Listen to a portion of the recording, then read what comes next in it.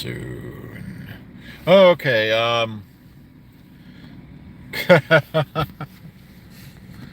hello everybody. Um, I've been thinking, I got a lot of ideas. Like I said, I already have this eerie feeling we'll be working the weekend after Thanksgiving because that's the way they work here. So we may have to do the review for the Star Beast on the following weekend, but I'm still trying to figure it out. Like I said, we will do a review on it, but as I said before, by the time we get in on Saturday, we're going to be wiped out.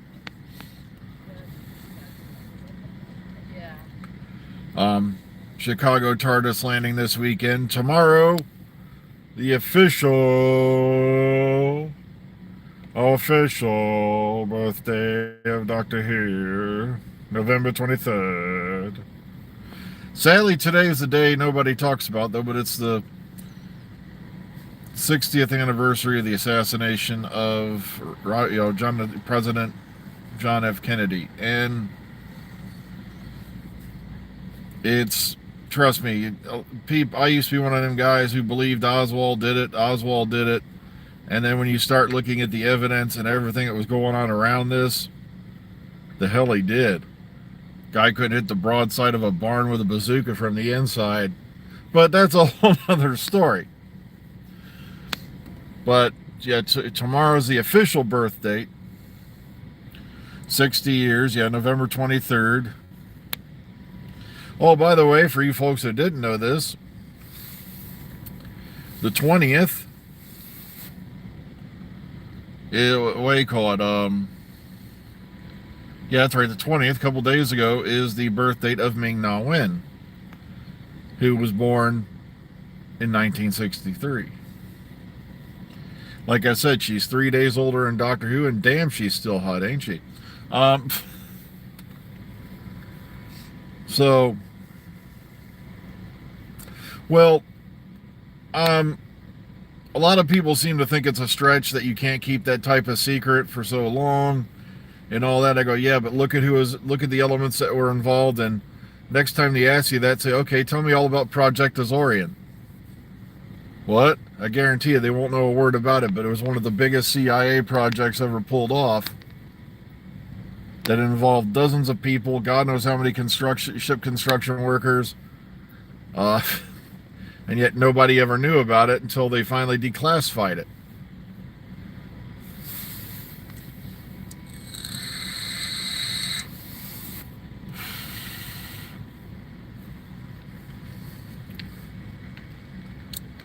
But like I said, that's a whole nother ball of wax.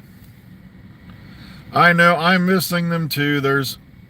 For some reason, like I said, I've got a lot of ideas I've been writing down here and there. I just don't know. I lost the mojo for Murder on the Chitanya. I don't know why. Sometimes that happens.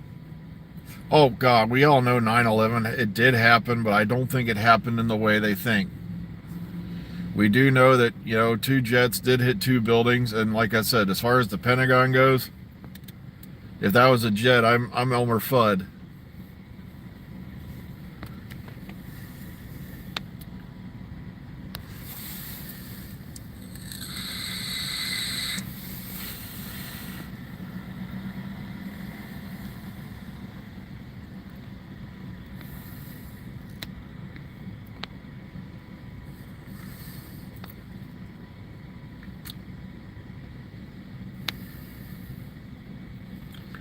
But like I said, it did happen, but I think there's a lot more going on there than we'll ever be told.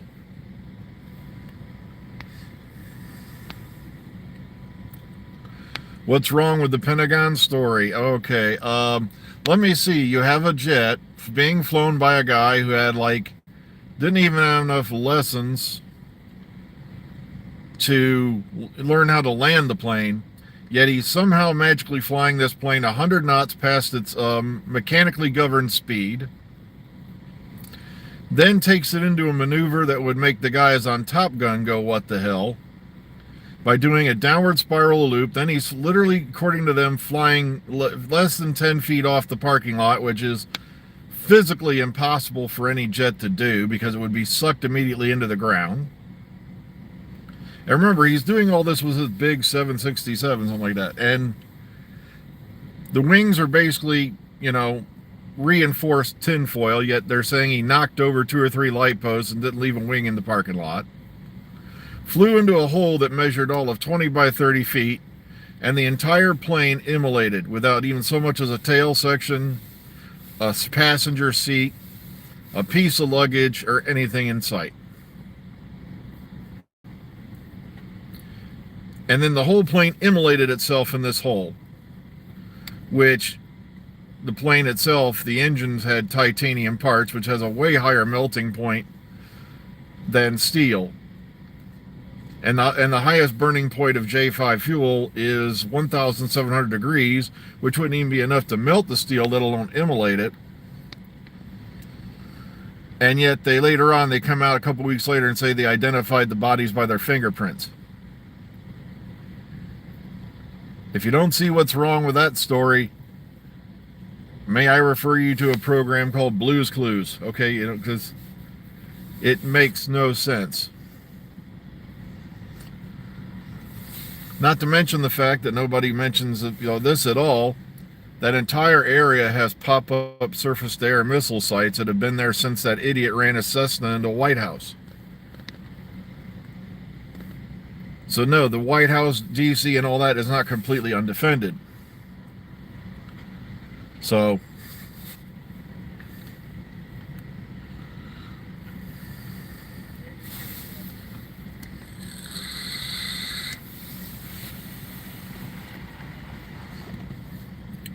and then they claim this hole where where the plane immolated itself, yet you have pictures of the inside of this hole, and you've got like wooden desks, computer terminals, and all that sitting in plain sight that aren't even scorched.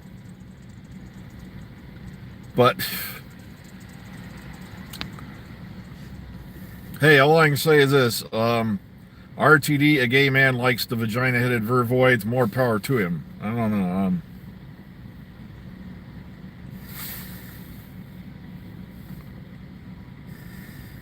I have no idea why the BBC marketing guys do what they do.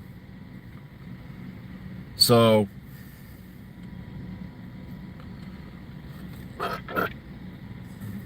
Hartnell used to do. You have to remember, back then when they were filming the show, they were filming it literally year-round. There was until Troughton and them came in and had a quote-unquote rebellion, we'll call it. There were no real holidays, or there was no real downtime for much of anything. And he did do promotionals where he did go to children's hospitals and stuff like that. You'll find those photos if you look around on the net. He was interviewed after Doctor Who. He was doing a panto in, can't remember where it was. But that interview still exists. Somebody found it and they put it online. But yeah, Doctor Who was greatly recognized. It had a massive audience.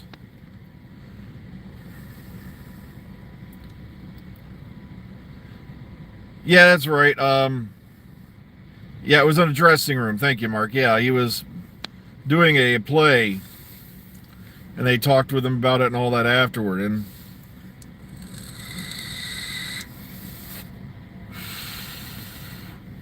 I don't care who the next Time Lord is, as long as they can act.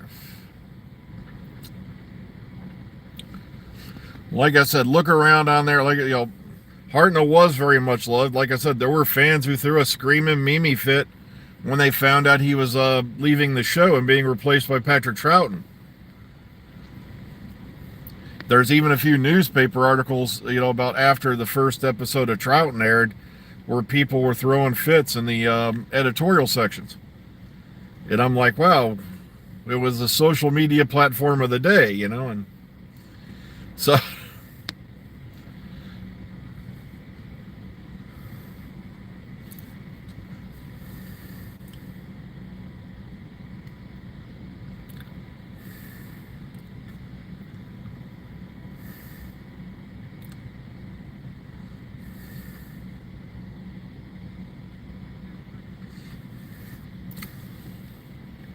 Well, like I said, I don't know if they're going to touch the Ronnie. I don't know if it's an issue with the people who created the character, or um, like I said, I already told you the story about how Kate Amara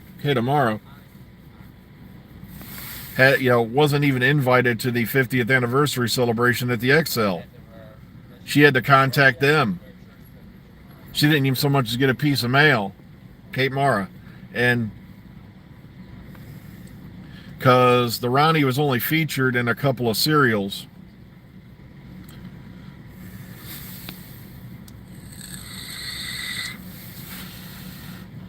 Well, my view on Davros is, if you're going to change him, at least give us an explanation. Don't just say, well, I'm just doing it because people in wheelchairs might be offended. And it's like, really? They were out marching, or sorry, I would say they're out rolling down the streets in masses at every one of his appearances since Genesis of the Daleks. They were just so furious. I believe, K9's not down and out. I don't see K9 as not ever appearing again. So I wouldn't worry about that. I don't know if he's popping up during the 60th or not. Well, the problem is RTD's making it sound like that's the way he's going to be from now on. That there's not going, be a post-disaster Davros anymore. And that's what everybody's having a fit about. But we'll go more into that if it actually matters, because, when he does appear and however he appears, then we'll cross that bridge whenever he come to it, all right? I ain't going to go on about it now. The reason I made the meme about, the hold my beer meme is because everybody's harping on Chibnall for stuff that RTD had already done and established years before. And it's like, so if they think, Chibnall was bad for basically carrying on, the way RTD did, then they're not going to be happy with RTD anymore again. Oh, well. I got to get inside. It is that time. Take care of yourselves. I don't know if I'm going to see you all again before Monday. Like I said, we are off for the Thanksgiving holiday. Maybe I'll try to pop in on you every now and then. But like I said, we're going to be busy this weekend getting ready for Chicago TARDIS and all that. So take care, everybody. Be kind, be calm, be safe. We'll see you all on the flip side. Have a great, Thanksgiving. Have a great weekend.